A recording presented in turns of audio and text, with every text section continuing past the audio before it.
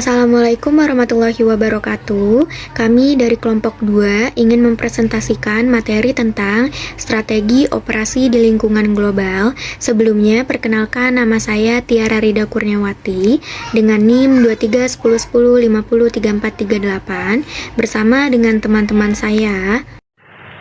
Perkenalkan, nama saya Tasya Aulia Putri Daulay dengan NIM 231010503417. Perkenalkan, nama saya Ayesa Syafiqah Nuzai.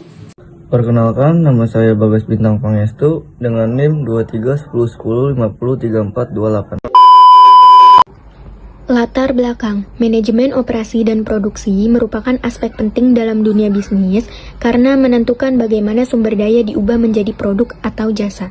Dalam persaingan global yang ketat, perusahaan dituntut mengelola proses produksi secara efektif, efisien, dan berkelanjutan agar mampu bersaing, menjaga kualitas, serta memberikan nilai tambah bagi pelanggan.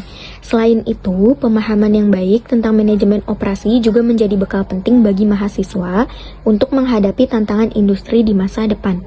Selanjutnya, pengertian dan ruang lingkup manajemen operasi dan produksi dalam konteks bisnis global.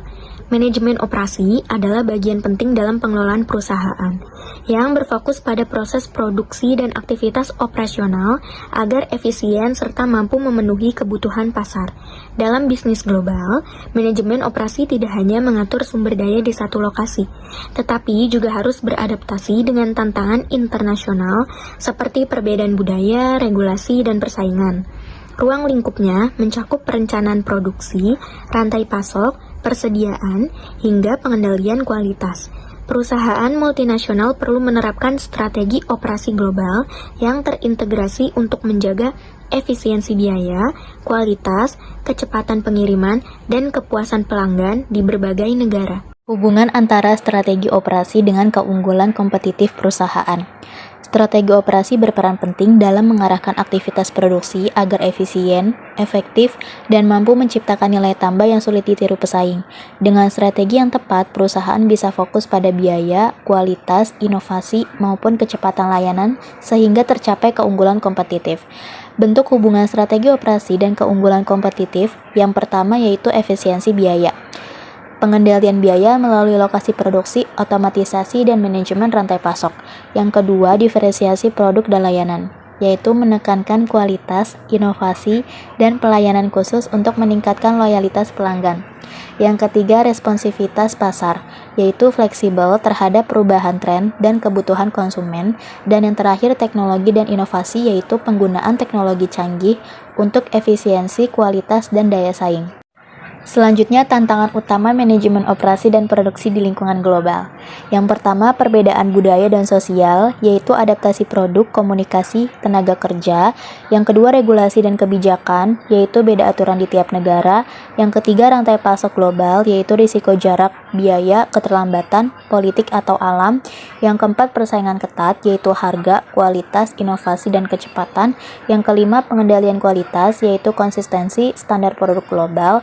Yang keenam, fluktuasi ekonomi dan nilai tukar, yaitu kurs, inflasi, kondisi politik.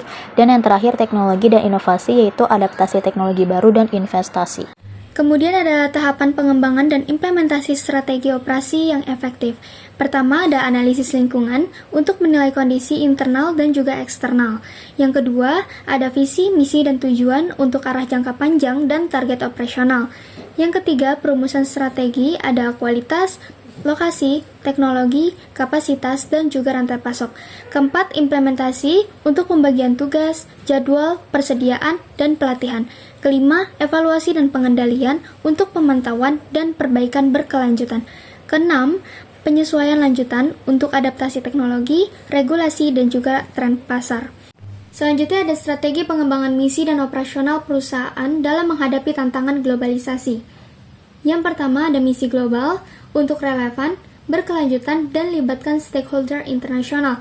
Yang kedua ada SDM global untuk rekrut lokal, pelatihan lintas budaya, dan rotasi internasional.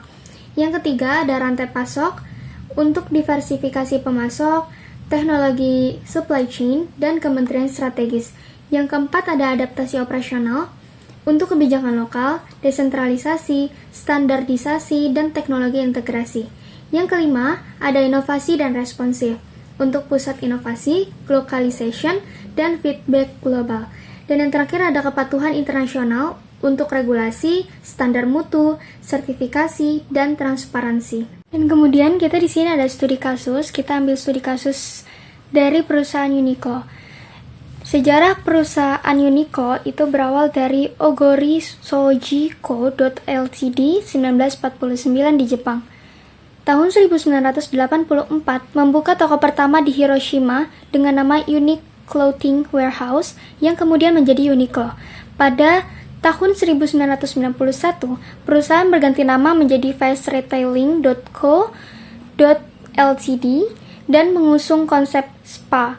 Sejak 2001, Uniqlo berekspansi global ke London, Amerika Serikat, Tiongkok, dan Asia. Inovasi produk seperti Heat-Tech, Airism, dan Ultralight Down memperkuat filosofi life wear. Kini, Uniqlo memiliki lebih dari 2.400 toko di 25 negara dan menjadi salah satu retail fashion terbesar di dunia.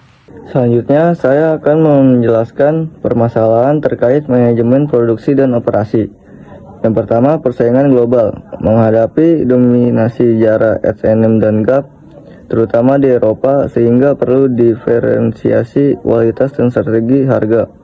Yang kedua, rantai pasok. Ketergantungan pada pemasok di Tiongkok, Vietnam, dan Bangladesh membuat logistik rentan gangguan geopolitik dan pandemi. Yang ketiga, kualitas produk. Tantangan menjaga standar kualitas yang konsisten meski produksi tersebar di banyak negara. Yang keempat, keberlanjutan. Tekanan untuk mengurangi limbah tekstil dan meningkatkan penggunaan material ramah lingkungan. Yang kelima, digitalisasi. Investasi pada omnichannel, retail, dan big data untuk integrasi belanja online offline. Selanjutnya ada identifikasi masalah Uniqlo. Yang pertama, kualitas produk. Perbedaan standar dan bahan baku, kualitas tidak seragam, kepuasan turun. Yang kedua, rantai pasok. Ketergantungan pada pemasok Asia, resiko keterlambatan dan biaya logistik tinggi. Yang ketiga, digitalisasi. Integrasi online offline belum optimal. Pengalaman belanja kurang konsisten. Yang keempat, keberlanjutan. Limbah dan energi fosil, citra merek terancam, biaya keberlanjutan naik. Selanjutnya ada solusi penyelesaian Uniqlo. Yang pertama, kualitas produk. Standarisasi global dan kerjasama pemasok. Yang kedua, rantai pasok. Digitalisasi, diversifikasi produksi, kemitraan logistik. Yang ketiga, digitalisasi, omnichannel, pemanfaatan big data dan AI. Yang keempat, keberlanjutan, bahan ramah lingkungan, daur ulang, target emisi karbon. Jadi kesimpulannya adalah strategi operasi global sangat penting untuk menjaga daya saing perusahaan. Uniqlo menghadapi tantangan seperti konsistensi, kualitas, efisiensi rantai pasok, transformasi digital, dan tuntutan keberlanjutan.